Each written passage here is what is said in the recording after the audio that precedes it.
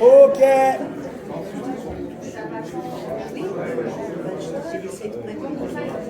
Faites-vous des bisous, c'est cool, la vie est belle.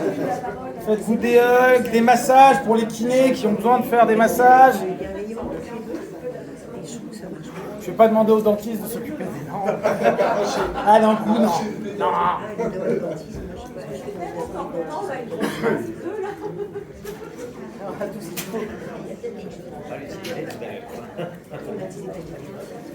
Ok.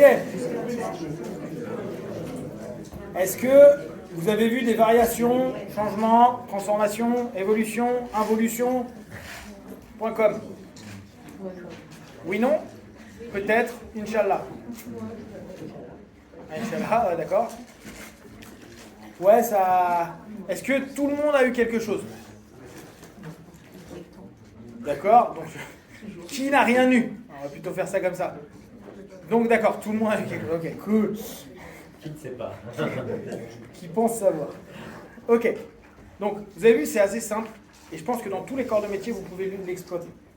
Après, vraiment, faites avec votre sémantique, votre manière d'accompagner à ce moment-là. N'hésitez pas à faire très, très simple. Il y a eu des groupes où il y a des méchants et tout ça, qui disent, qu'est-ce que tu vois? Un tire-bouchon. Ouais, d'accord. Je veux bien. Mais soyez simple. Si vraiment vous ne voulez pas vous prendre la tête, vous n'avez pas le temps. Ok, tends ta main. Sphère. Elle est de quelle couleur? Point. C'est ta problématique, c'est une sphère. Elle est grande, petite, quelle couleur? Est-ce que c'est un fruit, un truc comme ça? Oui. Question. Et si la personne n'a pas envie de mettre la main? Tu mets ta main. Compliance. D'accord? Non, mais t'as pas envie de mettre sa main. Tu te fous de ma gueule. Non, la réponse pédagogique, il faut respecter la personne, tu lui fais mettre l'autre main. Ou sinon, tu lui fais une double contrainte. Tu peux mettre ta main maintenant ou l'autre pied. Tu préfères quoi? Catalepsie pied ou...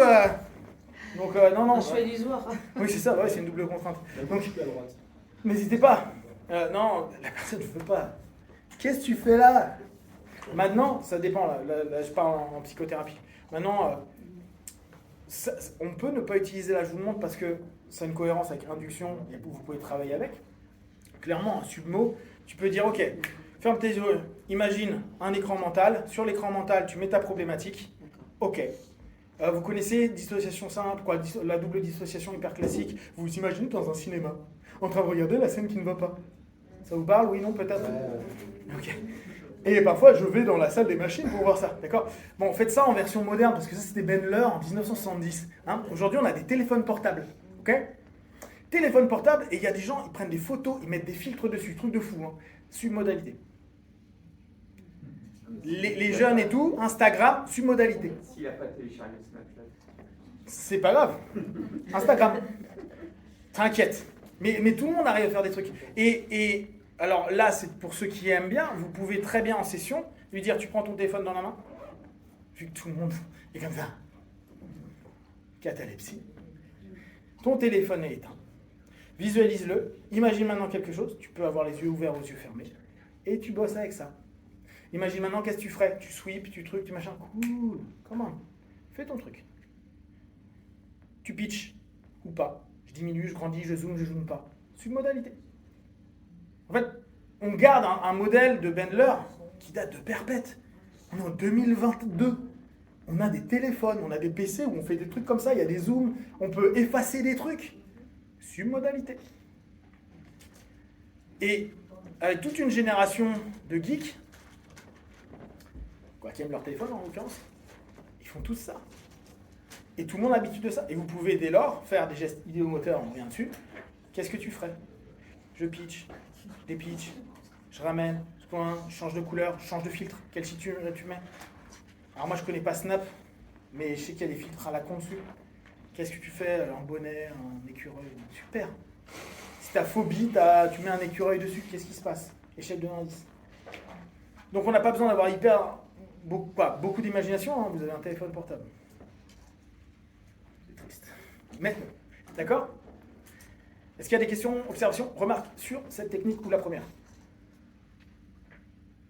Ok. Ouais. Si j'ai quand même une question, parce que Quand même. la personne, elle arrive avec sa demande, toi tu réponds, quoi, tu le guides dans la résolution de sa demande. Jusqu'ici, tout va bien. Problème. À quel point avec ton expérience, tu sais que ça met juste un pansement ou si ça résout vraiment le problème? Parce qu'en fait, quand tu mets c'est rien. j'en sais rien. Je suis pas voyant. Oui, mais alors, Bah, je pose la question autrement. Tes patients, tes partenaires, tu les vois combien de fois tu les vois Ça dépend d'eux. Statistiquement, non, mais avec ton approche. Ça dépend d'eux, ça dépend de la problématique. Une dépression, tu vas pas voir, ouais, mais en moins de 2 séances, je vais sauver ta vie. Oui. T'as une putain de dépression. C'est-à-dire qu'il y a quand même des partenaires que tu suis ce qu'on appelle un peu en thérapie longue, c'est-à-dire que tu ne fais pas que... Alors oui, non. Moi, je suis un thérapeute long. Mais long! D'accord. Parce que moi, je crois pas en 5 séances, j'ai sauvé ta vie. Hein. D'accord. Si je fais du symptomatique, je peux me dire, sur des éléments symptomatiques, je peux clairement travailler en moins de 5 séances. D'accord. En faisant gros, tu vois. Mais factuellement, si tu commences à aller sur du causal. Le problème du causal, quand vous allez faire une régression à la cause. Régression à la cause, tout le monde est OK? C'est un retour en arrière, comme si on était sur une mémorisation, un retour de mémoire qui revenait. Et souvent, on tente de le faire en associé, ce qui fait que tu as une revivification de l'acte ou du moment qui est problématique. Tu as une hallucination de revivre la chose. D'accord? C'est de la VR, mais old school. Quoi. Et cette notion-là, elle peut nous apporter plein de choses. Sauf que, moi, avec les années et des régressions, j'en fais tout le temps. Il y a des moments où tu te dis, mais attends, je suis allé à la racine, mais en fait, ce que j'ai pas vu, c'est un peu comme quand tu jardines. C'est que cette saloperie de putain de racine, elle est allée ailleurs. Oui, et je retrouve un autre truc. Ce qu'on appelle des traumas complexes. Exactement. Des traumas dans des traumas. Exactement. Et ça, tu peux pas savoir. La triple couche, tu peux pas la deviner. Ben non. Et moi, je recommence. Moi, je dis au gars, mon cadre, hein, je te donne jamais rendez-vous. Tu te poses la question de savoir si tu vas mieux, si ce que je te propose te va, et si ma personne te va. Si tu es OK et que tu as avancé, si tu n'as pas avancé, casse-toi. Va trouver un autre thérapeute. Je suis pas bon pour toi. À un niveau business, c'est pas ce qu'il y a de mieux. Mais je repose jamais de rendez-vous. T'es franc. Oui, puis je pense que la personne, arrêtez de prendre les enfants, arrêtez de les prendre pour des enfants tout le temps. On les a tellement infantilisés que, bon, bah, la semaine prochaine, puis la semaine d'après, puis la semaine d'après, puis la semaine d'après. Détends, what? Tu vas simplement me dire, toi, est-ce que tu te sens mieux? Si sur ton échelle de 1 à 10, par exemple, vous avez fait ça, sur modalité, vous posez la question tout à l'heure, est-ce que tu vas l'ancrer ou autre? Il est passé de, de 9 à 5. Et puis, ça a remonté à 6. Dans l'absolu, il y a eu un feedback, c'est intéressant. Est-ce qu'il a envie, lui, de continuer sur cette notion-là ou pas? Maintenant, sur des éléments complexes, vu que moi, je ne donne pas un nombre de séances préétablies, j'estime que donner des séances préétablies, c'était Cain qui le disait en plus à l'époque, il disait si tu donnes un nombre de séances et que tu n'arrives pas, au bout des séances, à permettre à la personne d'aller mieux, bah, tu vas avoir des gros problèmes et puis ça va se savoir. Accepter que les gens, il y en a, il leur faut du temps. Il y en a, il leur faut pas. Par contre, il faut savoir ton cadre. Moi, la personne qui vient, qui va un peu mieux, mais qui vient pour me raconter sa vie, je l'envoie vers un psychanalyste. Parce qu'il a besoin de faire du dépôt de contenu. Moi, je suis OK pour le dépôt de contenu, mais pas trop. Donc, ça va dépendre de sa dynamique. Moi, je ne peux pas te dire, tiens, en X sessions, ça dépend de ce que tu proposes. Moi, mon cadre, c'est un travail pour se découvrir soi et être mieux avec soi-même. Je ne parle pas de guérison, pas de truc. Quand je pars sur du symptomatique, bah, souvent en fin de session, tu as déjà un mieux. Et après, tu as un feedback. Et si le mec se dit, bah ouais, ça va quand même vraiment mieux, genre douleur chronique, bah, souvent il continue. Mais n'oubliez pas, moi, mon job, c'est pas qu'il revienne. Mon job, c'est de lui enseigner de l'auto-hypnose. Donc de faire de l'hypno-éducation, de la psycho-éducation. Et lui dire, mec, c'est à toi de prendre conscience. C'est à toi de faire. Je suis pas ton père, je suis pas ta mère. Je vais pas te changer tes couches. Tu vas commencer à te bouger. Alors, c'est pas toujours super sexy. Parce que les gens, aujourd'hui, veulent qu'on leur paye les choses, qu'on fasse les choses à leur place, etc. On a de l'assistanat, mais pour quelqu'un qui gagne sa vie de ça, bah, c'est cool des gens qui veulent être assistés. Ah, j'ai mal là, j'ai fait... Ouais, hein, mais moi, il y a des sessions où les gens reviennent et disent « Ouais, bah, ça va moins bien. Okay, mais ça m'avait fait du bien pendant X mois. Okay, qu'est-ce qui avait fait du bien? On prend un submodalité. Bah, t'avais fait un truc, c'était marrant, on a changé les formes du truc. Ok, ferme tes yeux, fais ça. Ouais, tu te sens mieux? Ouais, casse-toi. Non mais, t'as besoin de papa, mais m'en fous. Tu sais le faire. Donc Donc tu leur apprends à se soigner tout seul, quoi. Bah, c'est notre job. Moi, mon job, c'est pas soigner. C'est maintenir toi, on va prendre plus médecine chinoise, éviter d'aller chez le médecin. Maintenant, il y a des moments, ils ont besoin, ils sont en crise, ça va pas, etc. Mais il y a plein de personnes, c'est des gosses. Je dis, mais analyse transactionnelle, posture d'enfant. Je dis, mais ta gueule, lève-toi, viens un adulte. Oui, oui. C'est compliqué. Mais c'est aussi un job, mais ça dépend ce qu'il a besoin. Donc, pour répondre à ta question, si c'est du symptomatique, ça peut aller assez vite. Donc, le symptôme, c'est une problématique, hein, on va dire, une crise à un moment donné. Si c'est des éléments où on commence à aller sur des choses plus profondes et qui va justement, c'est l'arbre qui couvre alors là. Et puis au début, c'était pas la bonne forêt, du coup, tu changes de Ouais, forêt. et puis après, attends, il y a aussi respecte ce que lui a envie de vivre. Oui, oui. Il y a des moments, tu vois qu'il y a un truc, c'est un chantier de malade. Et le mec dit non, mais ça me va. Je suis pas prêt pour l'instant. Moi, j'ai des gens, ils viennent me voir, ils me détestent, et ils reviennent X années plus tard, et ils me disent ouais, mais je suis allé voir d'autres thérapeutes, maintenant je suis prêt à. Oui. Chaque chose en son temps. Donc, quand un thérapeute va dire il me faut tant de séances, c'est chaud. Hormis sur des trucs bidons comme le tabac, mais sinon. Il y a quand même des clients que tu vois longtemps. Ah ouais, mais moi j'ai des clients que j'ai depuis 7 ans, mais j'ai une fois tous les 3 ans. Une fois tous les 3-6 mois, quoi, tu vois, je les ai en suivi. J'ai une question. Ouais, dis-moi. Alors, si tu dis, j'aime pas avoir affaire à des enfants, mais si l'adulte, justement, sa forêt, c'est que dans l'enfance, il n'a pas résolu quelque chose, il ne s'est pas permis d'être enfant à ce moment-là, et justement, il a étouffé son émotion. Tant pis. Bah, tu vas pas lui permettre de vivre son émotion d'enfant, justement, Il pendant peut. qu'il est... Mais Et au cabinet, il peut être ce qu'il veut. grandir, justement. Ouais, mais là, en général, la personne qui s'infantilise dans le quotidien, c'est pas qu'il a besoin de trucs, c'est parce que ça fait des années que c'est un putain d'adolescent qu'il n'est pas capable de vivre au quotidien comme un adulte. Il l'a exprimé, sa putain de truc d'enfant. C'est pas comme s'il l'a pas exprimé. Vu qu'il est gamin, il continue à être gamin. Et ça fait 20 ans ou 15 ans. Là, on va dans des débats, mais peut-être que c'est pas, comme tu disais, la forêt, peut-être qu'il s'autorise à être d'une façon, mais qu'il n'a pas vraiment vécu son truc à fond quand il était enfant, quand il a eu son traumatisme, et qu'il ne s'est pas donné l'autorisation. Enfin, je sais pas si tu imagines. Vas-y. Je vais juste faire une petite nuance. En fait, en gros, l'objectif principal, en fait, il faut se dire, en fait, il faut travailler avec les objectifs du patient. Ça, c'est vraiment primordial, l'objectif du patient et pas les vôtres. Parce que nous, effectivement, tu le disais tout à l'heure, nous, on a toujours envie de faire à la place du patient. Un exemple simple, celui qui a fait 3 infarctus, en fait, et qui doit arrêter de fumer. Moi, en tant que médecin, j'ai envie de lui dire, écoute, mec, il faut que tu arrêtes de fumer, parce qu'en fait, j'ai pas envie de te mettre un 4e stent. D'accord? Donc, je l'envoie chez l'hypnothérapeute pour qu'en fait, il arrête de fumer. Moi, j'en ai eu un qui m'a dit, moi, j'en ai rien à foutre d'arrêter de fumer. C'est le cardiologue qui m'envoie, il est touriste. Donc, en fait, en gros, le médecin veut à sa place. C'est vrai, oui. Donc, ça marche pas. Bien sûr. D'accord? Voilà, exactement. Mais le principal, c'est quand vous avez un patient qui arrive en face de vous, moi je leur demande toujours, c'est quoi votre objectif? Ok? Et si l'objectif est trop vaste, en fait, il faut négocier l'objectif pour faire étape par étape. Tu peux pas, si tu veux dire je veux aller bien, c'est trop général, ça veut rien dire je veux aller bien, d'accord? Donc ça, c'est à négocier en fait à chaque fois avec. Vous êtes toujours obligé de négocier pour faire un objectif le plus petit possible et commencer pas à pas. Vous pouvez pas dire. Alors bien sûr que si tu fais une safe place, il va se sentir bien pendant la séance. Sauf qu'en fait, quand il va rentrer, il va être dans sa routine quotidienne, il ne va rien changer dans sa vie, d'accord? Donc, mais si tu commences par des petits objectifs, genre un dépressif en fait, en réalité, qui fait plus rien dans sa vie, qui sort plus de la maison et qui se brosse même plus les dents, peut-être que l'objectif de départ, c'est pas de sortir et de faire le grand voyage, ça va être juste se lever le matin et de se brosser les dents, d'accord? Donc, il faut aller étape par étape. Et si effectivement il y a un trauma derrière, ça aussi c'est important, parce que toi, l'enfant, il a probablement des traumas, j'en sais rien, un syndrome abandonnique, de la maltraitance, ça va être effectivement un long parcours. Mais celui, par exemple, j'ai une patiente qui s'est fait agresser sur son lieu de travail, qui est bloquée par cette agression, là c'est un trauma unique, tu débloques le trauma, ça peut aller vite. Sauf que s'il y a un tout long parcours en fait, qui date depuis l'enfance, là effectivement il va falloir faire étape par étape et ça peut être long.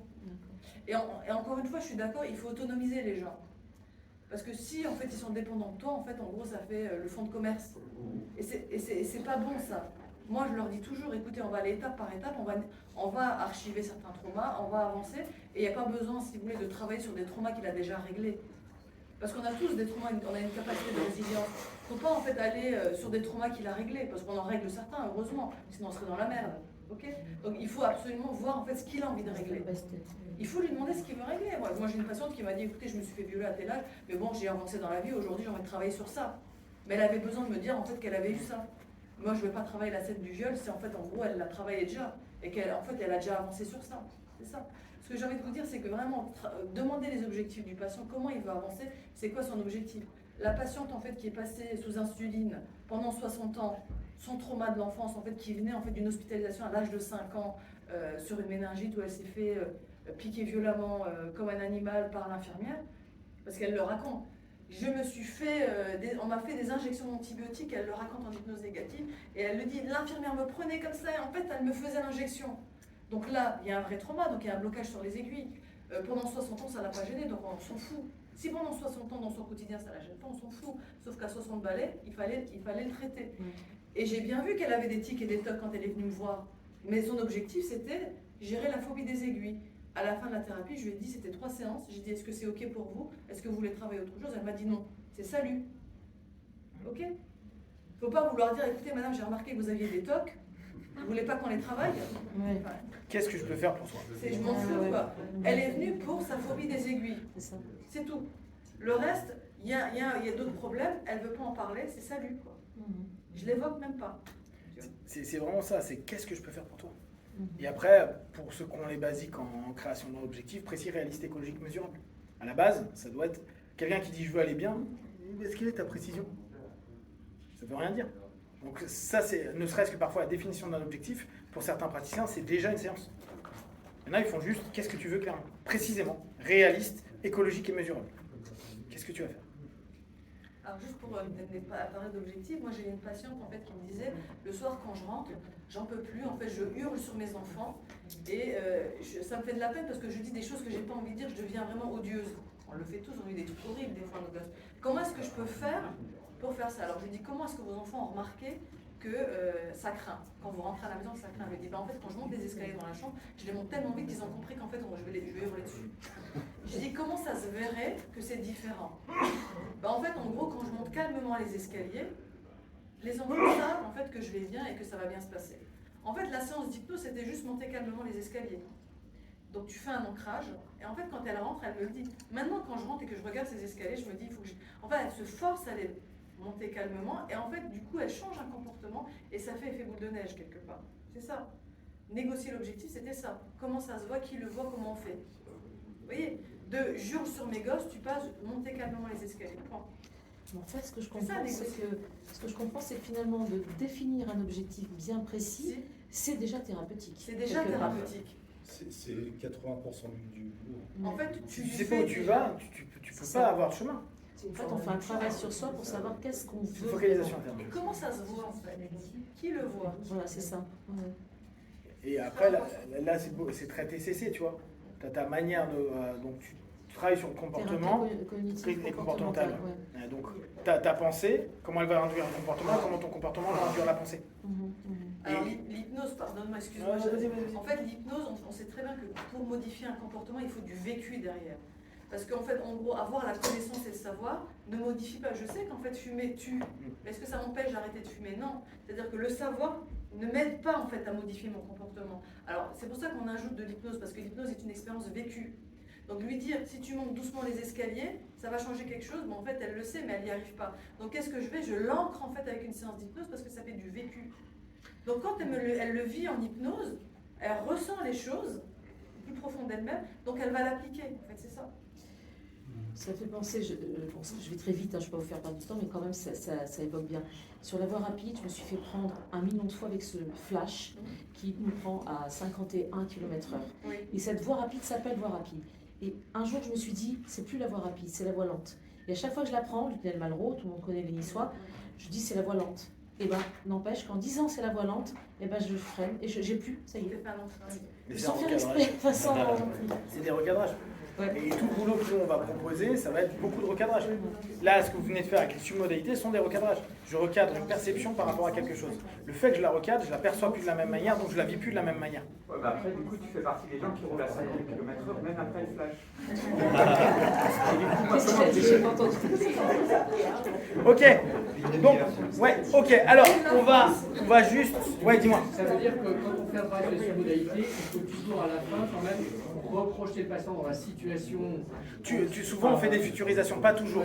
Tu peux le faire sans, ou tu peux faire des futurisations. Ok, maintenant, refais ça. Tu vois, là on l'a fait avec des douleurs, mais souvent tu peux le faire avec des douleurs ou des émotions. Mais tu peux le faire avec un moment où tu as une vraie problématique. Oui.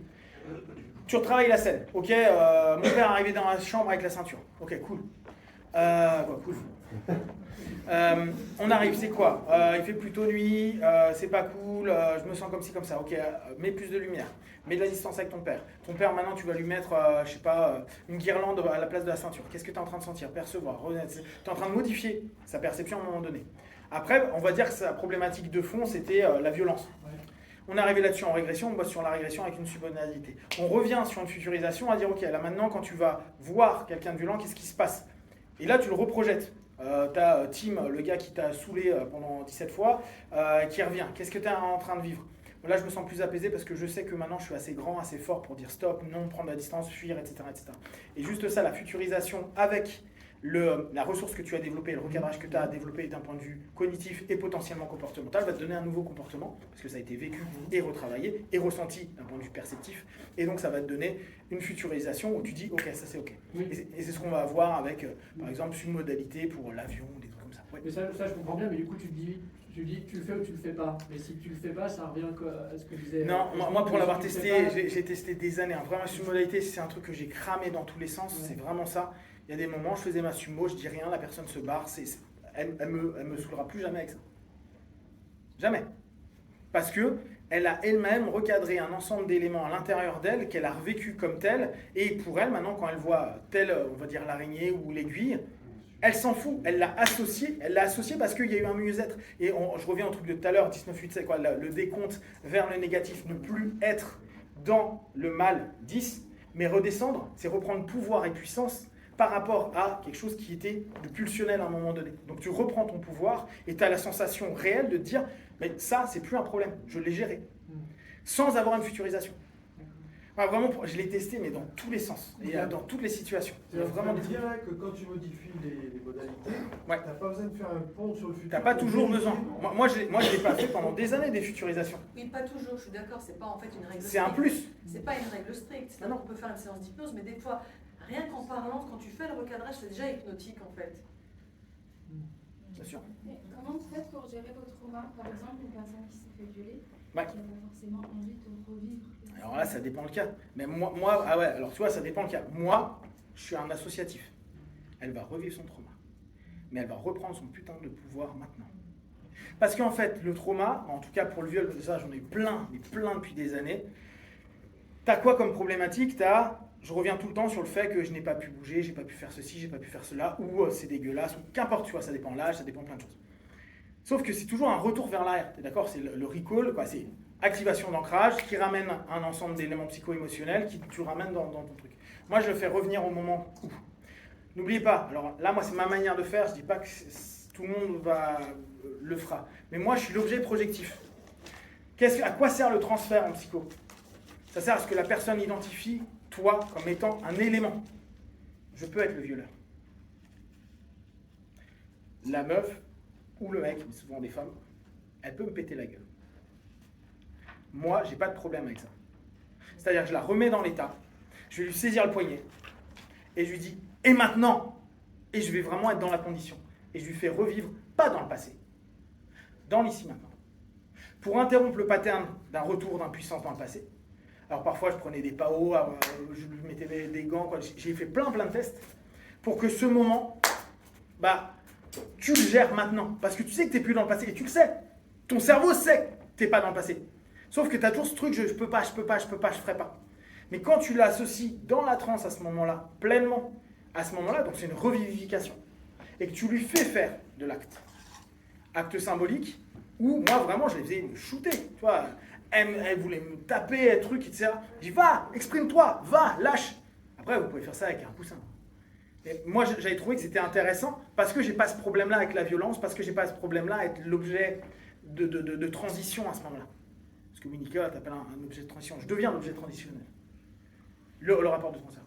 Et à ces moments-là, une fois que c'est fini, tu continues à travailler sur les suggestions, les recadrages, le fait que maintenant elle a repris pouvoir, qu'elle n'est plus dans le passé, qu'elle est dans le présent. Tu vois, tu as tout un travail qui va se faire, parce que c'est complexe. Et bah, moi, je te dis, j'en ai vraiment eu énormément et ça m'avait même marqué au début de ma pratique de me dire, mais attends, mais c'est fou, 80% de mes patientes ont eu des attouchements, ont été violées. Tu te dis, mais what the fuck, c'est quoi ce bordel? Puis au fur et à mesure des années, tu dis, bah ouais, c'est comme ça. Sauf que, dès lors, moi, j'ai travaillé énormément sur le rapport transférentiel. Je suis un mec, bah, je vais jouer avec. Et quitte à la mettre vraiment dans une abréaction sale. Mais je suis là, je t'accompagnerai jusqu'au bout. Après, c'est à moi d'être le réceptacle de ça. C'est mon job. Enfin, en tout cas, c'est ma manière de le faire. Je te dis, hein, tu peux le faire avec un coussin, après, tu as plein de manières de le faire. Mais je le fais en réassocié. Il y en a qui le font en dissocié. Moi, j'ai testé associé et dissocié. C'est vachement plus violent en associé, bah, bien sûr. Mais le feedback, vraiment, moi, j'ai vu des gens qui ont lâché. Ils sont, elles m'ont dit, parce que je les ai vus pour d'autres trucs, plus jamais il y a eu cette peur, cette angoisse ou ce retour dessus. C'est fini, ça a été, ok, c'est mon passé, tu sais, c'est la timeline, les lignes du temps, vous connaissez un petit peu, j'ai remis dans mon passé ce qui devait être dans le passé. Oui, et je ne suis pas en train de dire, il ne s'est rien passé, blabla, non, ça s'est passé. Je respecte ce que j'ai vécu. Mais aujourd'hui, je ne suis pas la femme qui avait 13 ans, 14 ans, ou 7 ans, ou 18 ans. Je suis la femme d'aujourd'hui. Je ne suis plus cette victime d'eux, je suis plus, tu vois, il y a plein de travaux à faire. Et à partir de là, bah, tu sens vraiment la personne qui est complètement alignée. Moi, j'ai vu des gens changer vestimentairement parlant, je les ai vus, les cheveux, j'ai vu plein de choses, en fait, se dire, je retrouve mon droit d'être femme, et j'assume d'être femme, parce que je ne suis pas une victime violée. Je suis une femme qui, aujourd'hui, est libre d'un passé qui n'aura plus lieu, parce que je ne laisse plus possibilité à ça, je reprends pouvoir dans ma propre vie. Après, c'est des séances, tu ressors, tu fais, moi, je vais aller avoir un petit tour. Parce que c'est violent. Mais je vous dis, hein, moi je le fais en acceptant d'être la surface projective. Et dès lors, moi j'ai créé des notions une fois que c'est acté et que c'est ça qui a envie d'être bossé à un certain moment et que tu vois que la personne a en retenu à dire non mais je veux pas revivre ça, je vais arriver et je vais faire non mais t'es sûr. Là mon toucher d'un coup c'est un truc pour lui faire péter un câble. Pour après avoir l'ensemble du travail. Après, c'est une stratégie thérapeutique. Là, c'est quand même une sacrée responsabilité, hein, parce qu'on refait vivre à la personne quelque chose, il faut qu'elle nous fasse confiance. Oui, mais alors, on est toujours dans le même truc, on est dans de la confiance, et n'oublie pas, elle le revit tous les jours, cette putain de viol de merde. Elle le revit, elle se fait mal tous les jours avec cette souffrance. Là, d'un coup, elle a le droit de l'exprimer avec quelqu'un qui est prêt à accueillir complètement sa violence, sa haine, ses pleurs, tout. C'est ça le thérapeute, il doit accueillir tout ce que l'autre a d'obscur, de mal.